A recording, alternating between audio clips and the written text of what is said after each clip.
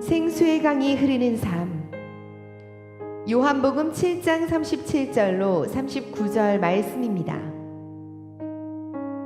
명절 끝날 곧 큰 날에 예수께서 서서 외쳐 이르시되 누구든지 목마르거든 내게로 와서 마시라. 나를 믿는 자는 성경의 이름과 같이 그 배에서 생수의 강이 흘러나오리라 하시니, 이는 그를 믿는 자들이 받을 성령을 가리켜 말씀하신 것이라. 예수께서 아직 영광을 받지 않으셨으므로 성령이 아직 그들에게 계시지 아니하시더라. 아멘. 예수님께서 유대인의 큰 명절인 초막절에 예루살렘에 올라가셨죠. 이스라엘 사람들에게는 큰 절기입니다. 수십만의 인파가 예루살렘 쪽에 모여서 큰 행사를 벌이는 그러한 축제인데, 주님께서 올라가셔서 말씀을 전하시다가 오늘 말씀 보니까 명절 끝날 8일 정도 제사하거든요. 명절 끝날 8일째 되던 날 일어나셔서 큰 소리로 외치신 겁니다. 누구든지 목마르거든 내게로 와서 마셔라. 나를 믿는 자는 성경의 이름과 같이 그 배에서 생수의 강이 흘러나리라. 주님께서 외치신 거예요. 오늘 말씀을 이해하시려면 유대인들의 절기에 대하여 좀 이해할 필요가 있어요. 이 초막절 끝에 무슨 행사를 하는지를 알면 주님께서 왜 이러한 말씀을 외치셨는지를 이해하게 됩니다. 유대인들이 갖는 이 초막절은 일종의 추수감사절입니다. 한 해 농사 다 마치고 하나님 앞에 곡식을 올려드리면서 기쁨의 잔치를 하는 축제거든요. 근데 맨 마지막 행사가 뭐냐면, 사람들이 못가에 가서 물을 항아리에 담아다가 제단 위에 붓는 겁니다. 일종의 기우제를 하는 거예요. 이스라엘은 물을 가둘 어떤 저수지가 용이치가 않아요. 그 땅 자체가 물을 흡수하는 지역이기 때문에 하늘에서 비가 내려야 농사를 짓는 곳입니다. 또 적잘할 때 비가 내려야 농사가 가능하지, 비가 내려야 될 때 내리지 않으면 한 해 농사 망치는 거예요. 거의 죽게 되는 상황입니다. 그러니까 실로암 목가에서 물을 떠다가 제단에 부으면서 그들이 했던 기원은 뭐냐면, 하나님, 우리에게 다시 비를 내려주십시오. 그래야 우리가 살 수 있겠습니다. 비가 내리게 해달라는, 그래야 살 수 있다고 하는 절박한 마음의 의식이 초막절 마지막 물을 붓고 제사장이 기도하는 의식입니다. 그 모습을 보시면서 주님이 외치신 거예요. 누구든지 목마르거든 나에게로 와서 마셔라. 나를 믿으면 성경의 이름과 같이 그 배에서 생수의 강이 흘러나오게 될 것이다. 여러분, 이것은 주님이 무슨 메시지를 던지려고 하시는 것일까요? 정말로 비가 내려야 할 곳이 논과 밭이 아니라 너희의 마음에 비가 내려야 된다는 말씀이에요. 정말 목마른 곳이 어디냐? 논밭이 아니라 너희의 마음 중심이 목말라 하고 있다. 나에게로 와서 마시면 하늘에 진정한 비가 내리는데, 그 비는 성령의 생수의 비다. 그 성령의 비가 너희의 메말른 마음밭에 임하면 너희는 해갈할 것이고 그 배에서 생수의 강이 흘러나올 것이다. 주님께서 영적인 의미의 말씀을 하신 것입니다. 지난주에 제가 설교를 할 때 인간의 근원적인 문제에 대한 말씀을 창세기를 통해서 드렸습니다. 인간의 영혼 안에 원래 하나님이 거하실 영이 있다고 그랬잖아요. 하나님이 거할 때 사람은 비로소 기쁘고 평안합니다. 그런데 범죄했을 때 첫 번째 다가온 인간의 재앙은 하나님이 떠나신 거예요. 영혼이 텅 비어버린 것입니다. 그리고 찾아온 게 뭘까요? 공허함, 불만족, 내적인 황폐함입니다. 그래서 하나님이 떠난 인간의 마음은 메말라요. 영혼이 갈급해요. 그런데 채울 길은 없어요. 그러니까 힘들어하는 게 사람의 내적인 상태의 모습인 것이죠. 아마 그런 목마름들을 많이들 경험을 하셨을 거예요. 그런데 이 목마름이 해결될 유일한 길을 주님께서 오늘 선포하시는 겁니다. 목마르냐? 하나님이 안 계셔서 그렇다. 진정 하늘의 단비를 내가 내려주겠다. 나에게로 와라. 그리고 내게서 마셔라. 그러면 너희의 영혼에 하늘의 비가 내려 진정한 생명의 물이 흐르게 될 것이다. 여러분, 신앙은 무엇이냐면요, 종교관념이 아닙니다. 정말 예수 믿고 우리 안에 하늘의 생명이 다시 들어와 여기가 회복되는 거예요. 그때 비로소 우리는 만족이 무엇인지 알게 되고, 그때 비로소 기쁨이 무엇인지를 알게 돼요. 이 일을 할 수 있는 분은 오직 누구밖에 없냐? 예수님밖에 없습니다. 여러분, 세상에 어떠한 종교 창시자가 오늘 주님처럼 이렇게 대담하게 말한 분이 어디 있습니까?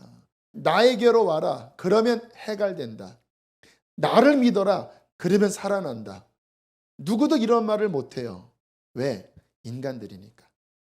그러나 예수님은 하나님이신 그분이 육신을 입고 오신 구원자입니다. 그분이 십자가로 하나님과 가로막힌 죄를 본인이 가져가셨습니다. 그리고 3일 만에 부활하심으로써 우리가 하나님께로 갈 길을 열어두신 거예요. 그래서 부활하신 예수께로 가면, 나를 위해 피 흘리신 예수께로 가면 원래 창조의 원형인 우리 마음 깊은 곳에 하나님이 거하시는 그 성령의 생수가 우리 안에 회복되어 흐를 수 있다는 거예요. 이것을 경험하는 것이 신앙생활입니다. 아마 여기 계신 분들 많이 이 은혜를 누리셨죠?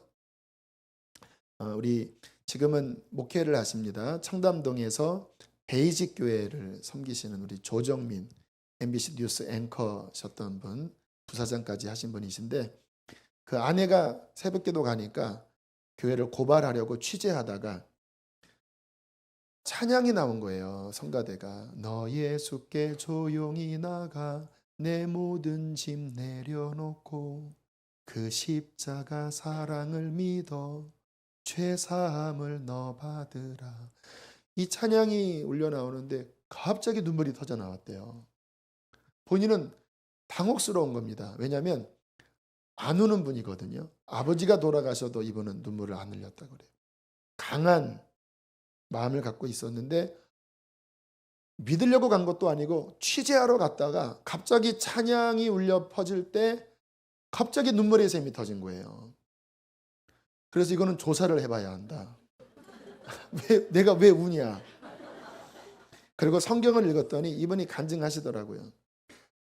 만일 예수가 인간이었다면 본인은 예수를 안 믿었대요. 왜냐하면 본인은 원불교를 믿었는데 그 안에 있는 교리가 굉장히 고상했대요. 굳이 교회를 갈 이유를 못 느꼈대요. 그런데 성경을 읽어보니까 예수는 인간이 아니더래요. 하나님의 아들이 우리를 구원하기 위해 오신 하나님의 아들이시더래요. 그래서 정리하고 미국에 가서 신학 공부를 하시고 지금은 60대 중반이 다 되셨는데 마지막 인생 목회하면서 그렇게 보내고 계셔요. 무슨 현상입니까? 우리 안에 있는 깊은 목마름, 모든 사람들 안에 하나님이 떠남으로 가졌던 그 목마름이 주님이 들어오심으로써, 예수 앞에 감으로써 하늘의 성령의 단비가 내려 여기가 회복되는 구원을 경험한다라는 겁니다. 저는 우리 사랑하는 교우들, 또 인터넷으로 설교 듣는 모든 분들에게 절실하게 바라는 게 뭐냐면, 이러한 생명의 회복 없이 그냥 교회만 왔다 갔다 종교 생활을 하는 저는 그 꼴을 못 보겠어요. 왜냐하면 아니 이 엄청난 주님의 구원이 예수 안에 있는데 이것 맛보지 못하고 교회를 열심히 밥 드시면서 성경책 들고 열심히 왔다 갔다 하는 분들이 계셔요. 뭐 처음에 그럴 수 있지요. 그런데 5년 10년 돼도 아무튼 책가방 열심히 들고 교회는 왔다 갔다 하시는데 이 은혜는 못 받으시는 분들이 계셔요. 저는 그런 분들 보면 미스테리입니다. 나 같으면 교회 안 나갈 텐데 왜 교회 나갑니까? 그 시간에 TV를 보든 그냥 누워서 자든 아니면 자연이 얼마나 좋아요. 즐기러 다니지 왜 저는 교회 안 나갔습니다. 그러면 절대 저 가끔 생각합니다. 내가 목사가 아니고 이 은혜를 안 받았으면 나는 교회를 다녔을까? No. 난 교회를 섬겼을까? No. 왜 그 짓 해요? 말이 좀 거칠어지네. 제가 교회 다니는 이유는 살아있기 때문에 다니는 거예요. 정말 목마르거든 내게로 와서 마셔라.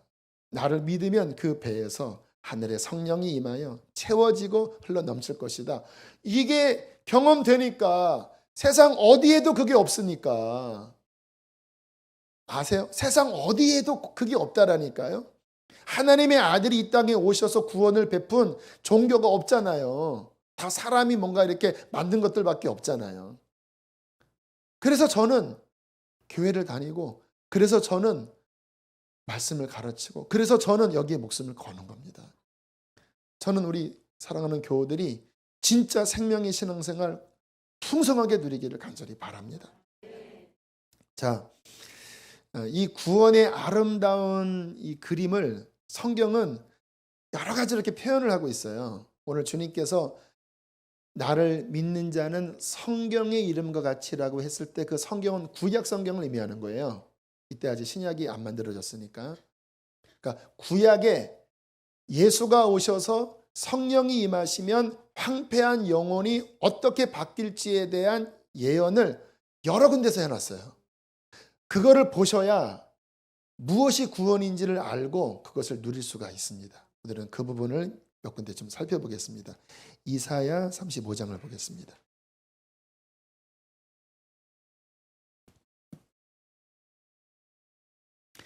구약성경 1007페이지입니다. 제가 아까 그렇게 설교했다고 또 교회 안 나오지 마세요. 내가 왜 이 짓 하지 이러지 마시고 회개하고 믿으시면 됩니다. 자, 이사야 35장 1절 2절을 한번 읽어보실까요? 시작.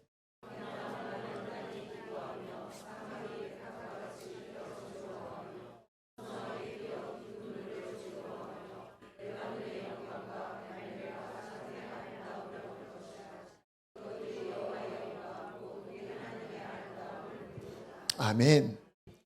광야와 메마른 땅이 뭐 한다고요? 기뻐하며. 하나님이 떠났기 때문에 여기 마음이 심령 상태가 광야가 됐고 메마른 땅이 됐거든요. 그런데 구원이 임할 때 기뻐해요. 사막이 뭐처럼? 백합화처럼 피어 즐거워 무성하게 피어 기쁜 노래로 할렐루야 즐거워한다라는 거예요. 그것들이 여호와의 영광 곧 우리 하나님의 아름다움을 보리로다. 하나님이 없어서 메마름 투성이었던 공허함 투성이었던 우리의 영혼이 구원이 임할 때 하나님이 영광을 본 거예요. 하늘의 그 생수의 맛을 본 거예요. 그러니까 막 마음이 막 피어 올라오면서 막 행복하게 막 기뻐 즐거워하죠. 제가 예수님 만나고 일어났던 내면의 변화가 두 가지입니다. 기쁨과 평강이었어요. 세상 어디도 얻을 수 없었던 그 솟아오르는 기쁨, 그 기쁨이 흘러 넘친 다음에 내 마음을 쫙 자리 잡은 그 평강. 하나님의 구원이 임할 때 우리는 피어납니다. 그 사람들이 오해하는 게 있습니다. 교회를 다니시면서 거룩함에 대하여 오해하시더라고요. 엄숙한 게 거룩함과 경건함인지 아세요? 여러분 그거는 유교적인 말상입니다. 성경의 진정한 거룩은요, 기쁨입니다. 성경의 진짜 신앙은 엄숙이 아니라 기쁨이에요. 왜요? 하나님은 기쁨의 하나님이십니다. 정말 주님 만나면 광야와 사막이 피어나고 기뻐하게 되고 꽃처럼 해피하게 춤을 추는 심령으로부터의 회복, 이것이 구원입니다. 이것을 누리시기를 바랍니다. 우리 5절 6절을 읽겠습니다. 5절 6절 시작.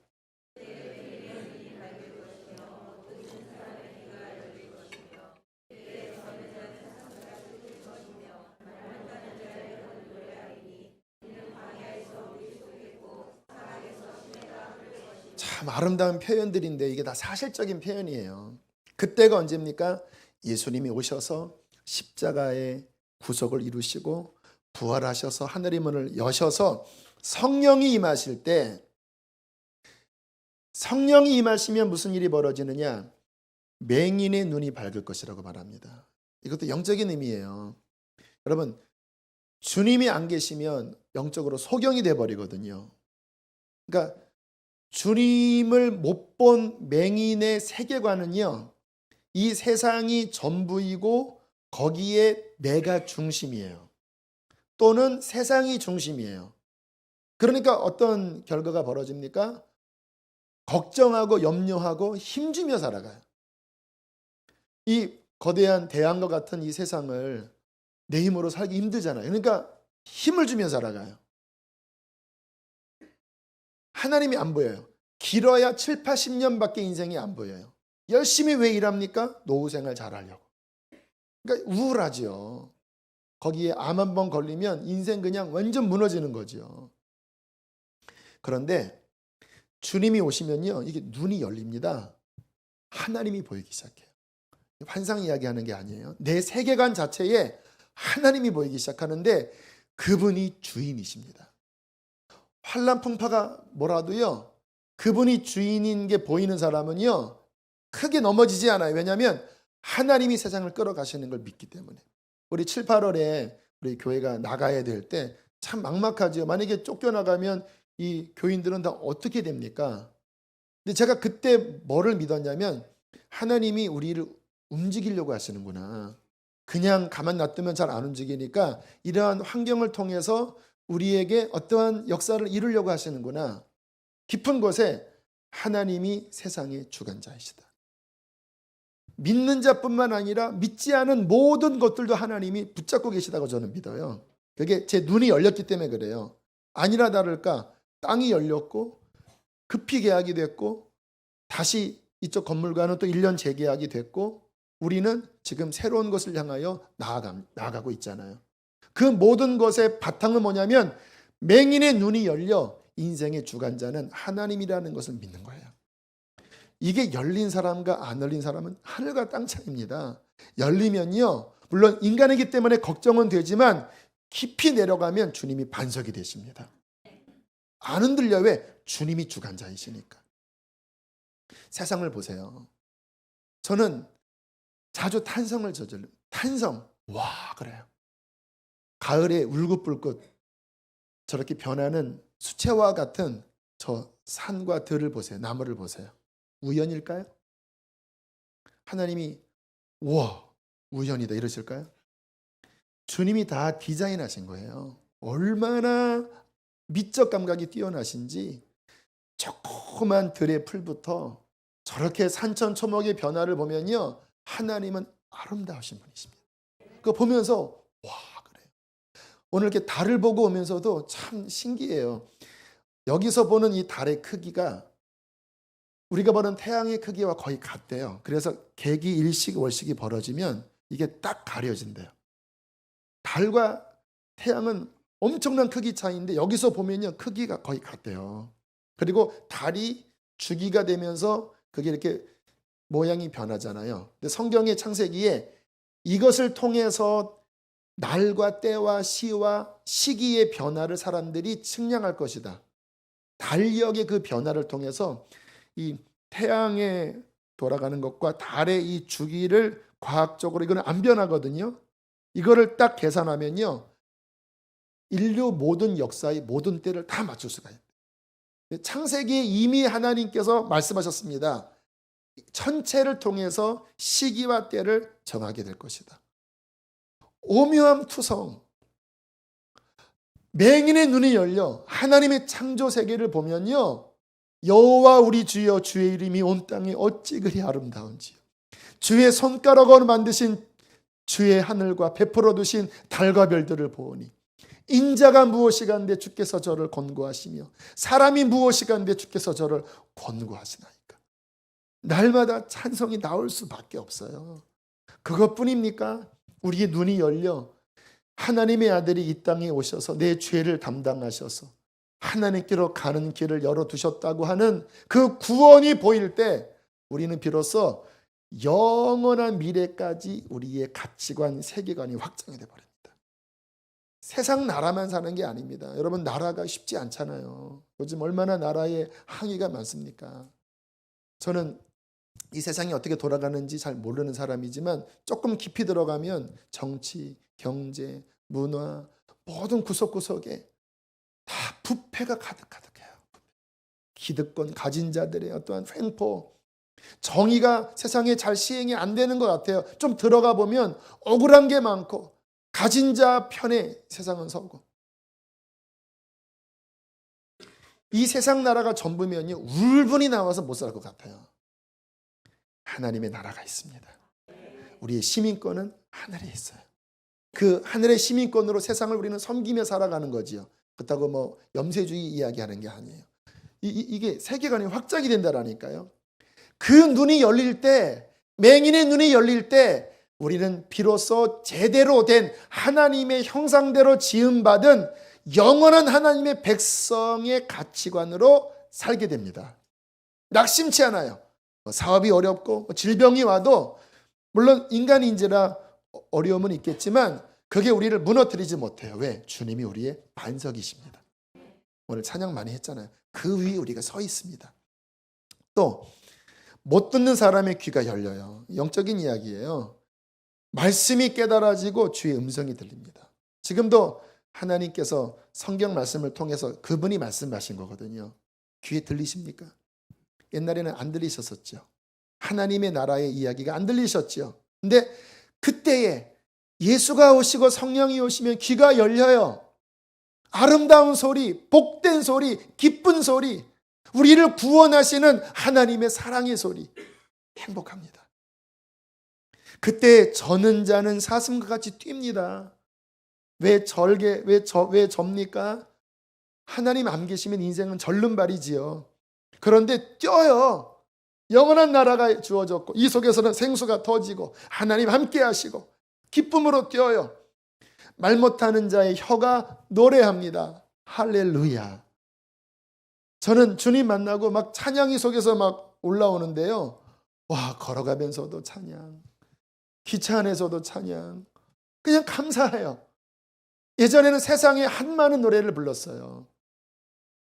그런데 주님 만나고 진정한 회복의 노래가 제 안에서 울려 퍼졌습니다. 왜 이러한 일이 벌어지느냐? 5절에 이렇게 말씀하십니다. 이는 광야에서 물이 솟겠고 사막에서 시내가 흐를 것입니다.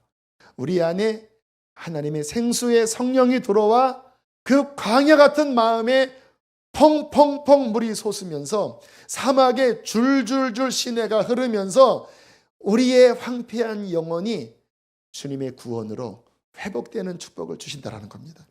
여러분, 이 은혜를 누리셔야 돼요. 이미 누리시는 분들은 더 누리셔야 합니다. 주님의 구원의 축복은 우리가 경험한 것보다 훨씬 큽니다. 자, 또 하나 찾아볼게요. 이사야 61장을 보시기 바랍니다. 구원이 일어나면 어떠한 일이 벌어지는지 61장 1절 그리고 건너뛰어서 3절, 2절을 읽겠습니다. 시작.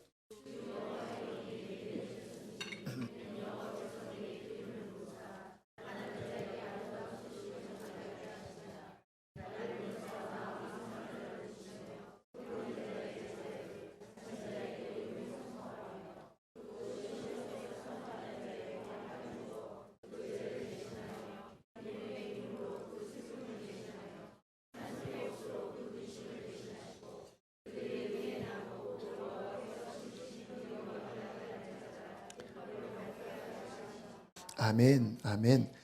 1절 보세요. 주 여호와의 영이 내게 내리셨으니 성령이 임하심을 이야기하죠.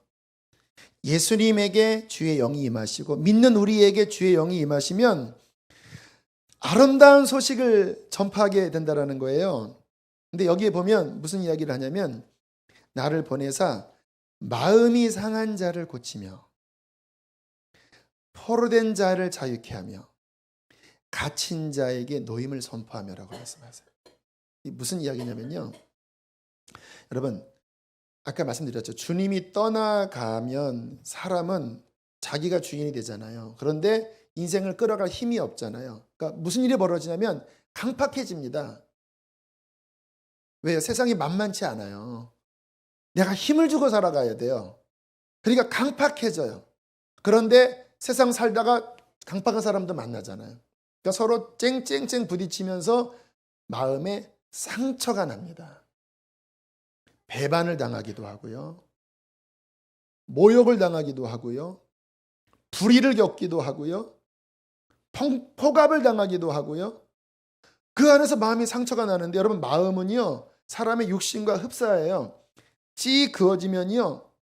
거기서 피가 나요. 마음에서. 육신은 며칠 지나면 붙잖아요. 근데 마음은 안 붙어요. 그 상처 난 게 덮일 뿐입니다. 속에는 골마요. 그게 깊어지면요. 우울증이 생기고요. 화가 올라와요. 가만히 있으면 열이 올라오잖아요. 그놈의 새끼 그냥. 아시죠? 그럴 수가 있는 그놈의 새끼 진짜. 열이 올라요. 열이. 왜? 이 속에 상한 마음이 병든 것들이 가시가 박혀 있고 칼이 박혀 있고요. 대못이 박혀 있고요.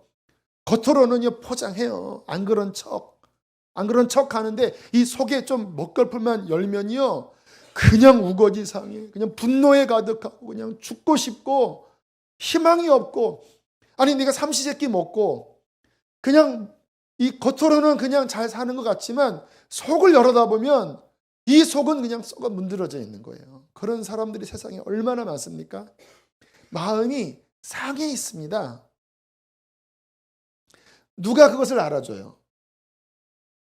남편이 알아줘요? 못 알아줘요. 왜? 그도 역시 아파하고 있어요.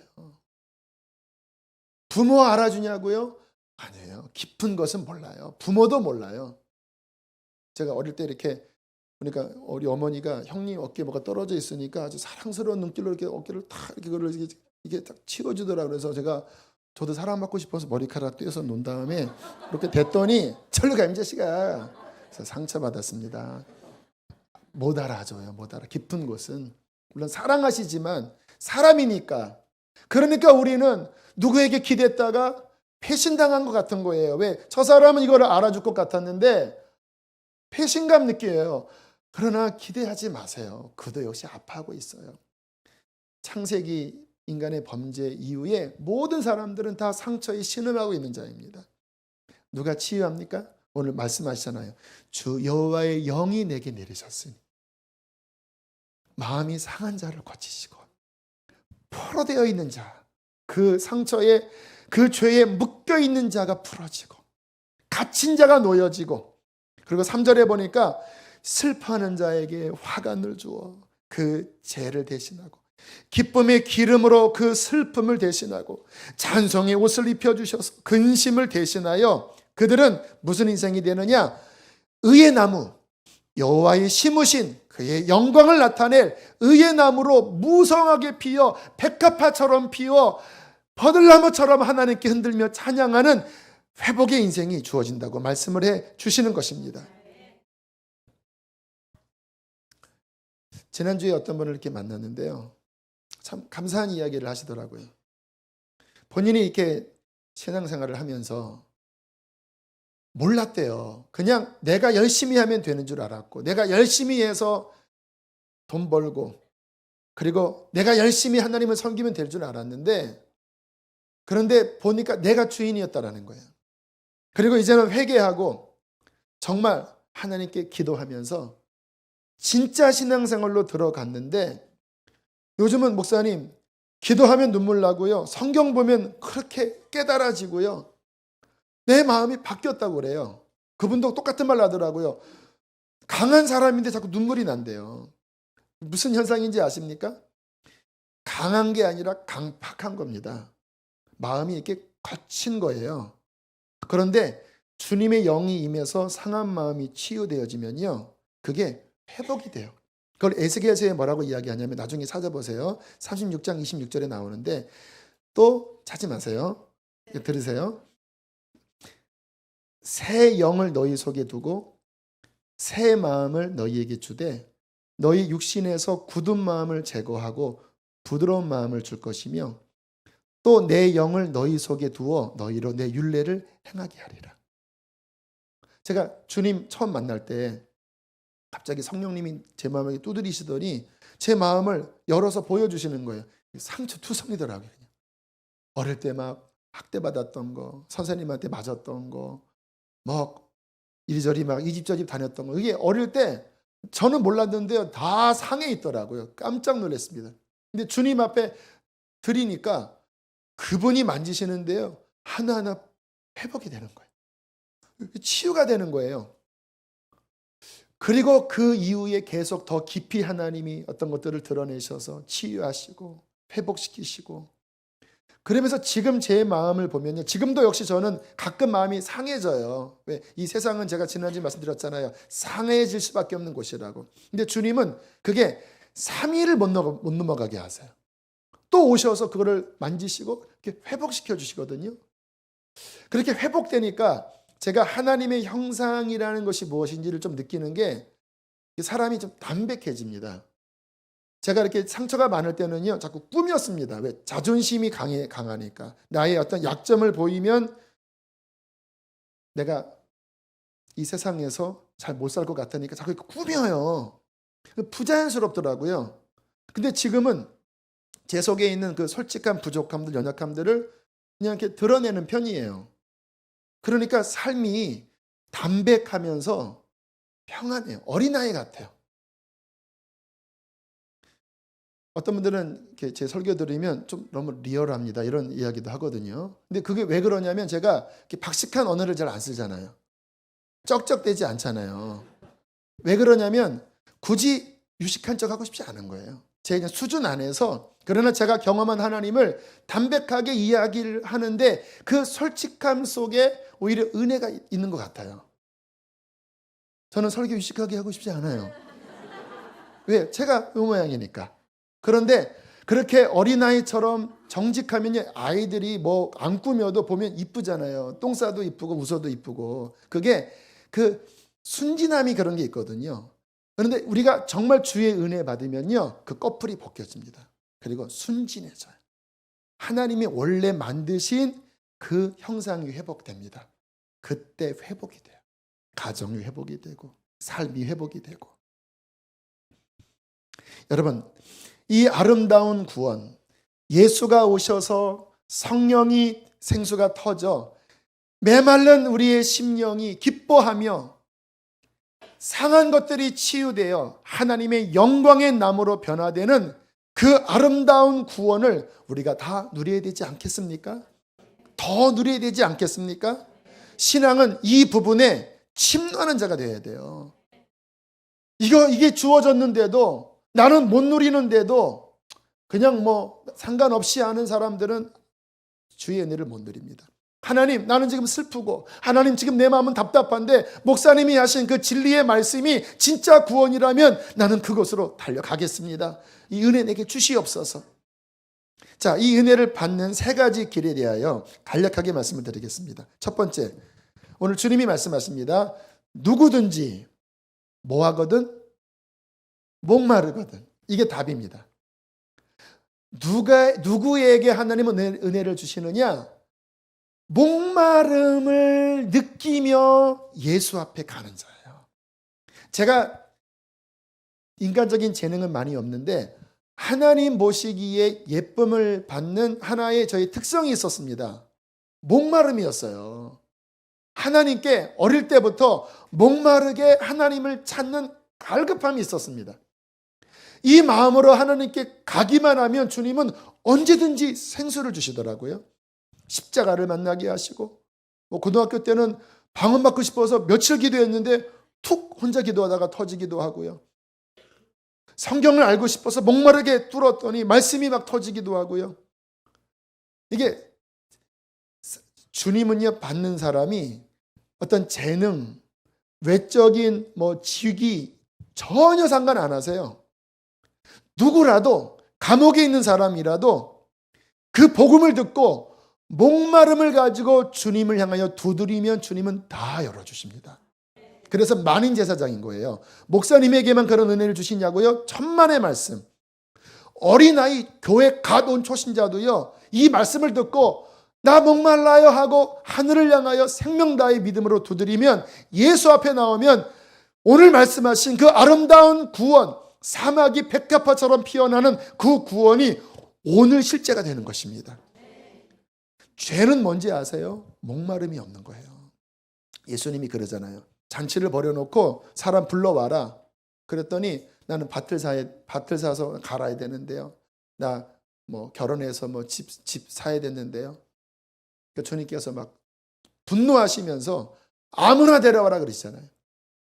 그러면서 내가 잔치를 벌여두었지만 목마름이 없는 저들은 다 버림받을 것이다. 목마름이 없는 건 죄입니다. 여러분들이 누구를 사랑해서 정말 귀한 음식과 귀한 선물을 준비했는데 안 오면, 관심 없으면 상처되겠죠?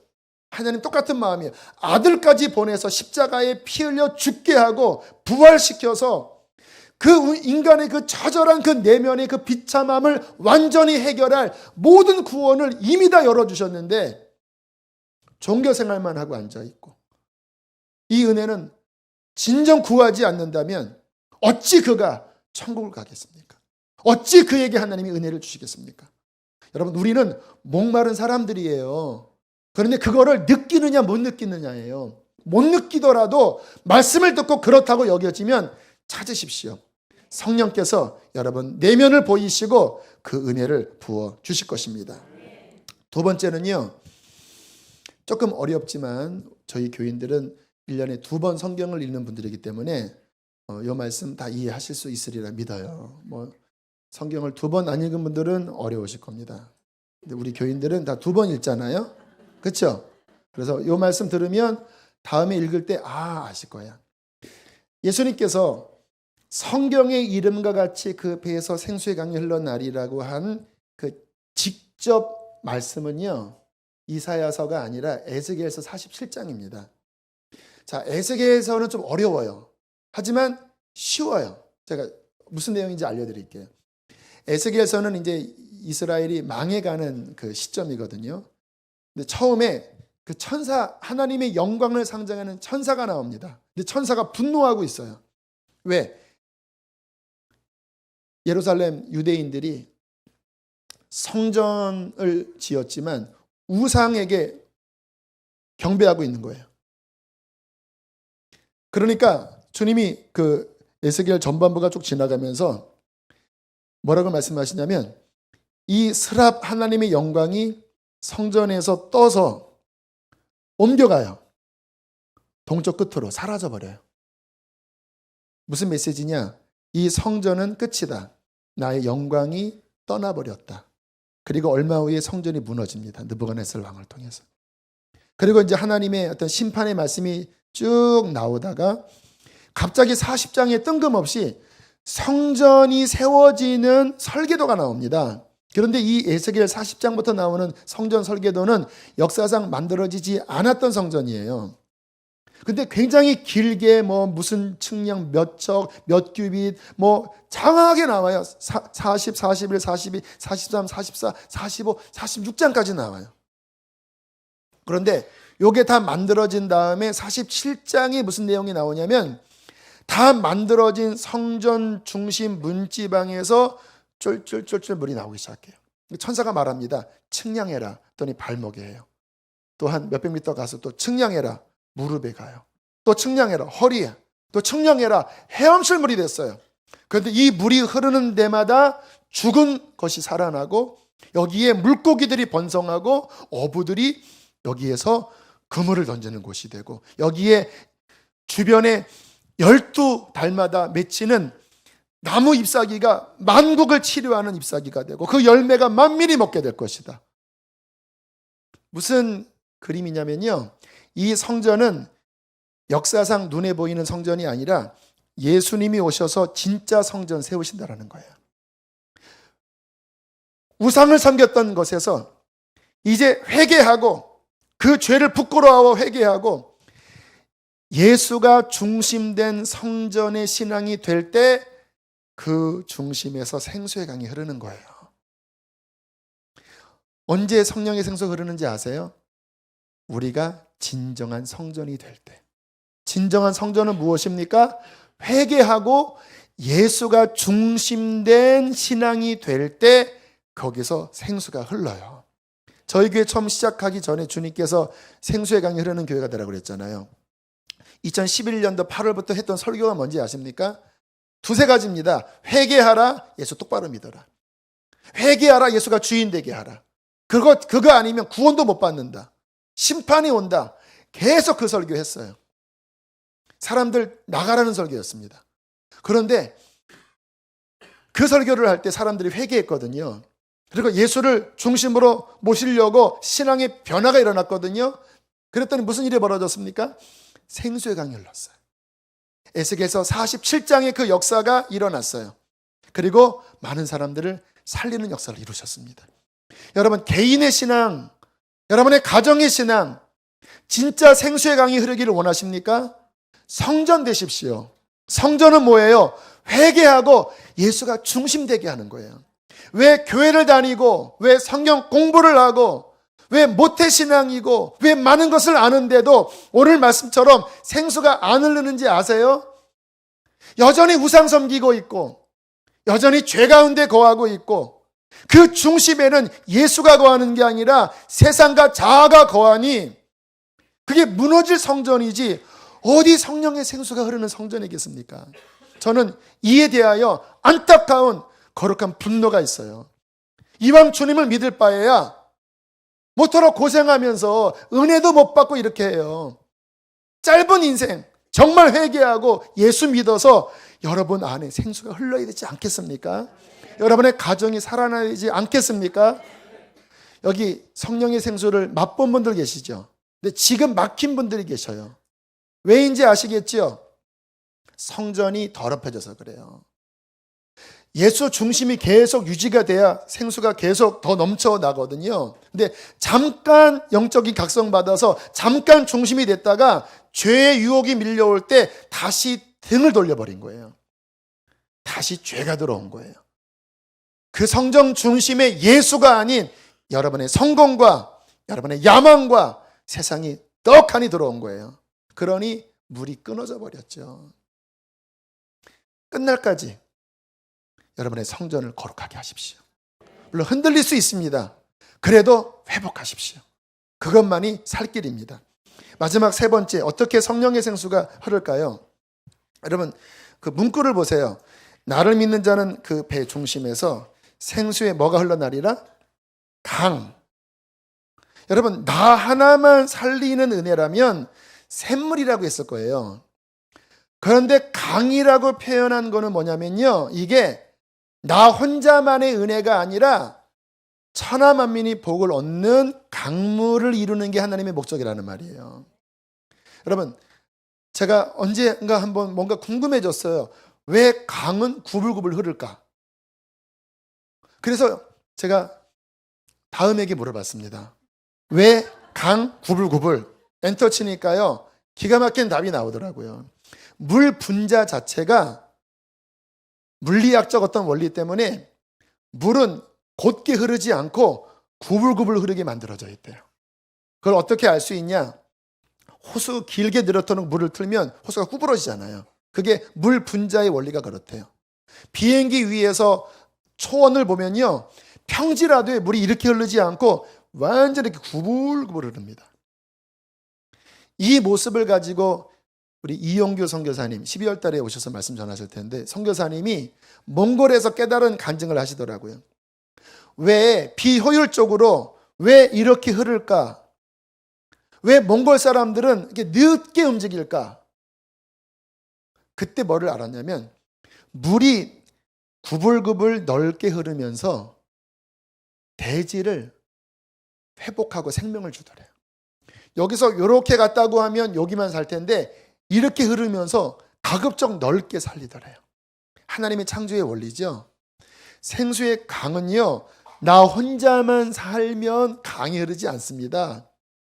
주님, 이 은혜를 통하여 우리의 가문을 살리게 하시고 지역을 살리게 하시고 이웃 교회를 살리게 하시고 민족과 열방을 살리게 해주십시오. 그러면 강을 올려요. 여러분, 저는요 주님 앞에 목마름으로 기도를 자주 해요. 충만할 때도 있고 갈급할 때도 있는데, 갈급하면 주님 앞에 기도합니다. 잘 들어보세요. 하나님, 목이 마릅니다. 제 마음이 상해 있습니다. 제게 주님이 필요합니다. 저 주님께로 갑니다. 주님, 내게 은혜 주세요. 그 다음 뭐라고 기도하는지 아세요? 그래서 그 은혜로 양들을 먹이게 해주세요. 그래서 그 은혜로 다른 사람을 살리게 해주세요.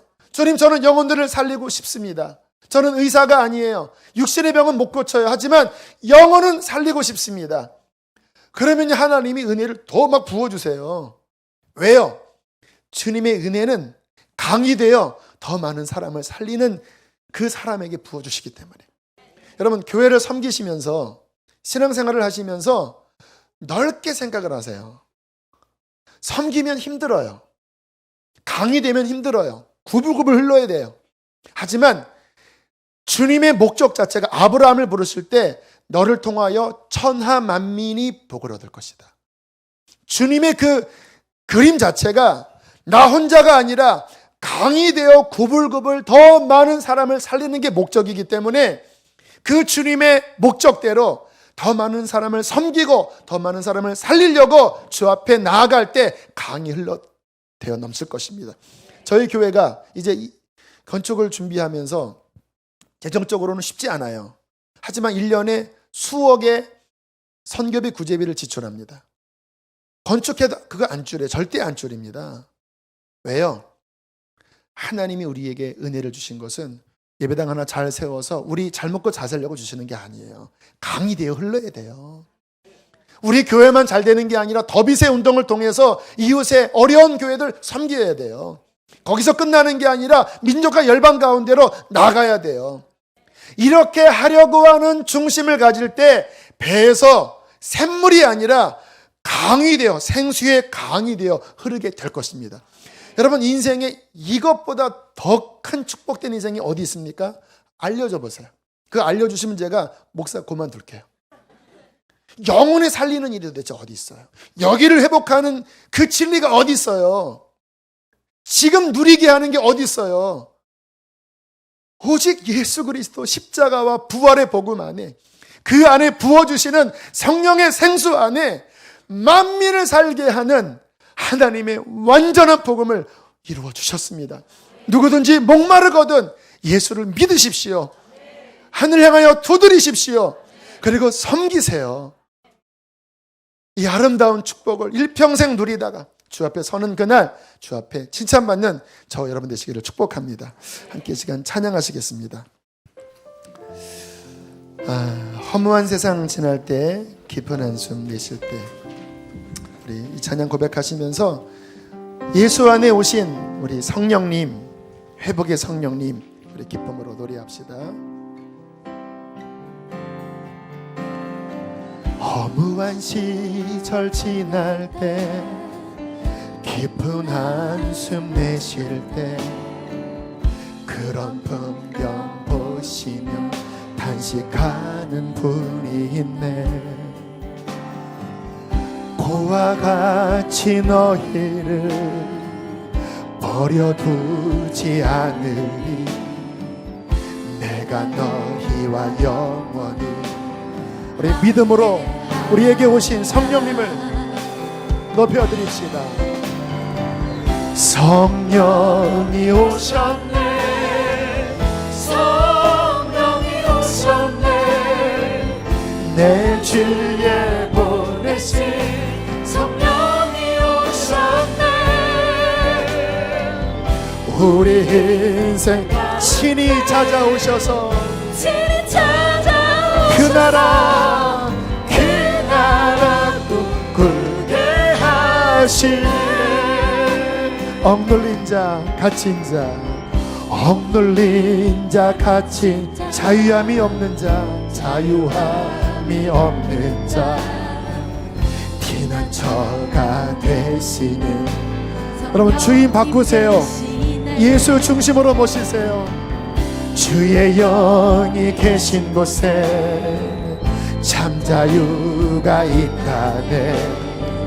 진리의 영이신 성령이 오셨네. 할렐루야. 성령이 오셨네. 성령이 오셨네. 성령이 오셨네. 내 주에 보내신 성령이 오셨네. 우리 인생 가운데 친히 찾아오셔서 그 나라 꿈꾸게 하시네. 우리 인생 가운데 친히 찾아오셔서 우리 인생 가운데 친히 찾아오셔서 그 나라 꿈꾸게 하시네. 명절 끝날 예수께서 큰 소리로 외쳐 이르시되 누구든지 목마르거든 내게로 와서 마셔라. 나를 믿는 자는 성경의 이름과 같이 그 배에서 생수의 강물이 흘러나리라. 생수의 강이 흘러나리라. 여러분 믿으십니까? 여러분 지금 이 말씀은 실제입니다. 예수께로 가셔서 회개하시고 예수를 중심으로 모시시고 주님, 황폐했던 나의 땅에 하나님 단비가 내리게 하여 주시고 내 인생의 진정으로 열매 맺게 하여 주시고 많은 사람을 섬기는 인생 되게 해 주시옵소서. 우리 주여 한번 부르시고 기도하시겠습니다. 주여. 성령이 오셨네. 성령이 오셨네. 내 주에 보내신 성령이 오셨네. 우리 인생 가운데 친히 찾아오셔서 그 나라 꿈꾸게 하시네. 아, 성령이 오셨네. 성령이 오셨네. 내 주에 보내신 성령이 오셨네. 우리 인생 가운데 친히 찾아오셔서 그 나라 꿈꾸게 하시네.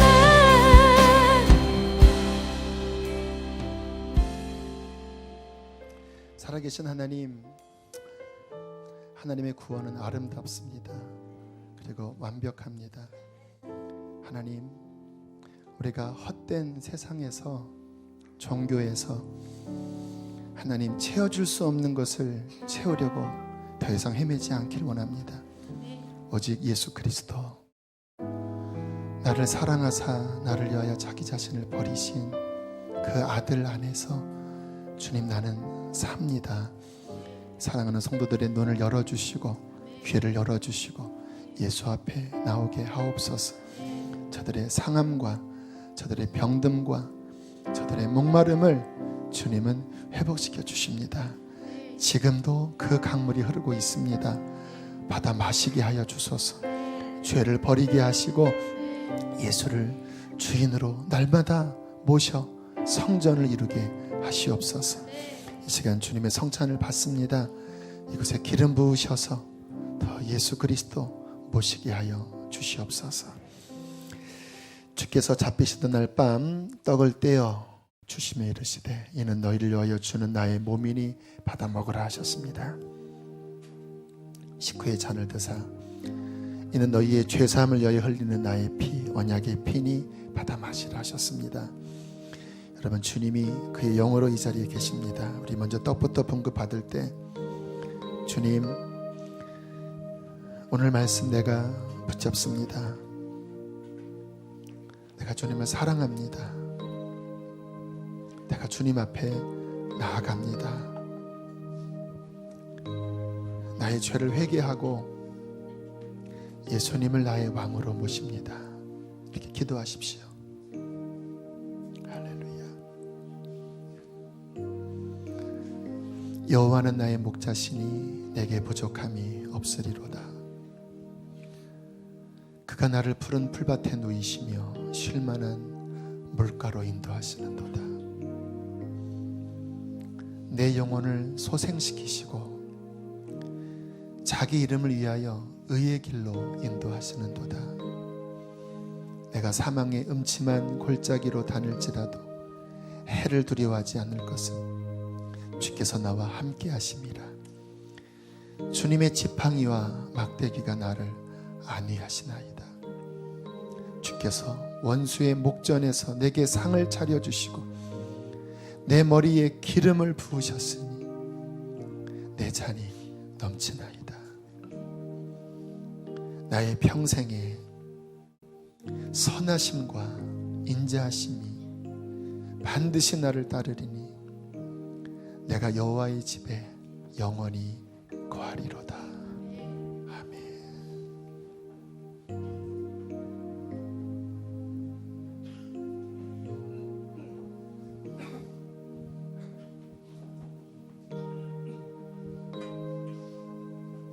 우리를 사랑하시는 주님, 생명 주신 주님, 우리 주님의 살을 믿음으로 받겠습니다.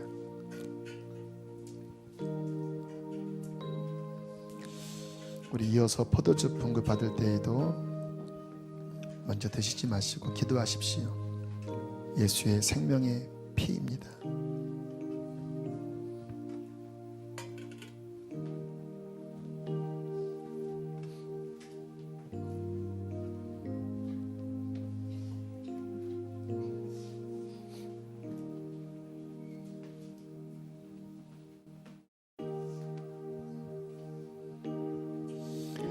그리스도께서는 장래 좋은 일의 대제사장으로 오사 더 크고 온전한 장막으로 말미암아 염소와 송아지의 피로 하지 아니하시고 오직 자기의 피로 영원한 속죄를 이루사 단번에 성소에 들어가셨느니라. 염소와 황소와 암송아지의 죄를 부정한 자에게 뿌려 그 육체를 정결하게 하여 거룩하게 하거든 하물며 영원하신 성령으로 말미암아 흠없는 자기를 하나님께 드린 그리스도의 피가 어찌 너희 양심을 죽은 행실에서 깨끗하게 하고 살아계신 하나님을 섬기시게 하지 못하겠느냐. 그러므로 형제들아, 우리가 예수의 피를 힘입어 성소에 들어갈 담력을 얻었나니 이는 그리스도께서 자기의 몸을 찢어 새롭게 여신 생명의 길이라. 아멘. 우리 믿음으로 주님의 흘리신 보혈 믿음으로 받겠습니다. 기도하겠습니다. 오 사랑의 하나님, 이 자리에 함께 하신 주님을 찬양하고 사랑합니다. 우리를 사랑하시되 보통으로 사랑하신 것이 아니라 완전한 회복을 다 준비하시고 우리를 사랑하셔서 그 아들을 주시고 그 아들 안에 성령을 부어주셨습니다. 주님이면 우리는 살아납니다. 더 이상 목마르게 살지 않아도 됩니다. 하나님, 사랑하는 성도들이 다 이 은혜를 마음껏 누리게 하여 주시고 저들의 영혼이 회복되고 가정이 회복되고 주님, 그 생명의 강물이 이웃들에게 흘러들어가 세상에 소망 없는 많은 이들을 살리는 주님의 통로가 다 되게 해 주시옵소서. 마음이 아픈 자, 몸이 병든 자 이 자리에 많이 있습니다. 하나님, 예수 그리스도 앞에 나옵니다.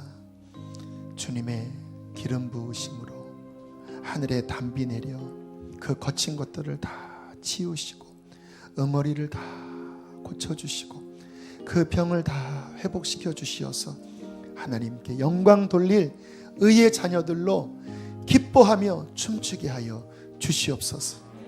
그렇게 한 주를 살아갑니다. 아버지 함께 주소서. 생수의 강이 더 흐르게 주옵소서. 토요일날 복음 인카운터에 그 문이 더 열리게 해 주옵소서. 귀한 예물 올려드립니다. 하나님 기뻐 받아 주옵소서.